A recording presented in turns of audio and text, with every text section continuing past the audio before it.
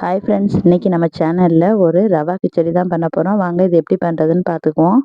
First ஒரு பாத்திரத்தை அடுப்பில் வச்சுக்கோங்க. பாத்திரம் ஹீட் ஆனதுக்கப்புறம் 400 கிராம் ரவை எடுத்துக்கோங்க. நான் வந்து ஒரு 5 பேருக்கு தகுந்த மாதிரி ரவை எடுத்துருக்கேன். நீங்கள் இது அளவுகளை கூட கொஞ்சம் கம்மி பண்ணி சேர்த்துக்கலாம். உங்களுக்கு கம்மியாக வேணும்னா 2 பேருக்கு வேணும்னா 200 கிராம் கூட எடுத்துக்கலாம்.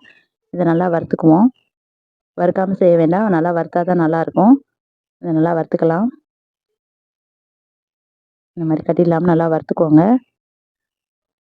சிம்மில் வச்சு வருங்க. சிம்மில் வச்சு வறுத்தா தான் நல்லாயிருக்கும். நல்லா வறுபட்டுட்டும். எடுத்து வேறு பாத்திரத்தில் மாற்றிட்டு அதுக்கப்புறம் நம்ம தாளிச்சுக்கலாம்.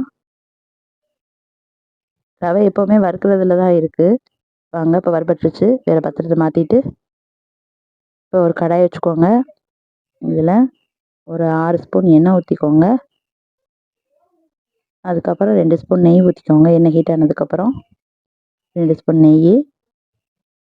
எண்ணெய் ஹீட் ஆனதுக்கப்புறம் இதில் இஞ்சி துண்டுகள் போட்டுக்கோங்க.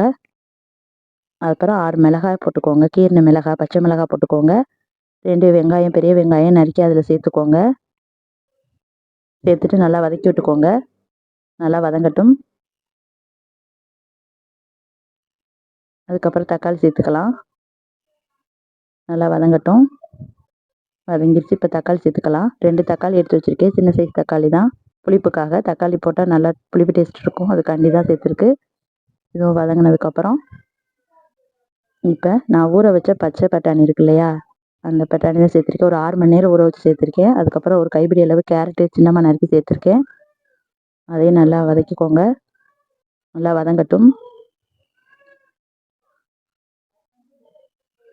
நல்லா வதங்கட்டும். வதங்கிடுச்சு. இப்போ கொஞ்சம் உப்பு, கொஞ்சம் மஞ்சத்தூள், கொஞ்சம் பிரியாணி மசாலா, 1/4 டீஸ்பூன் வந்து பிரியாணி மசாலா போட்டிருக்கேன். நம்ம சேனலில் செஞ்சது இந்த பிரியாணி மசாலா. 1 ஸ்பூன் உப்பு, 1/4 ஸ்பூன் மஞ்சத்தூள், இதெல்லாம் போட்டு கலந்தாச்சு. இப்போ மூடி வச்சுருவோம். அப்புறம் ஓப்பன் பண்ணி பார்த்துக்கலாம்.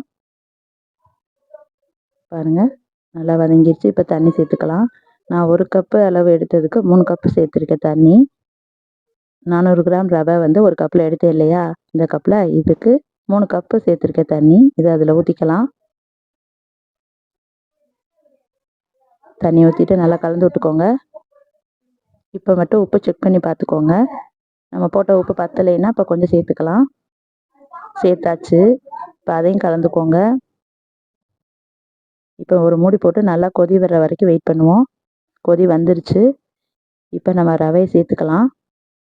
ரவையை கட்டிப்படாமல் அதில் விட்டு கலந்துக்கோங்க. நல்லா கலந்துக்கோங்க. இந்த மாதிரி கட்டிப்படக்கூடாது. கட்டிப்படாமல் நல்லா கலந்துக்கோங்க.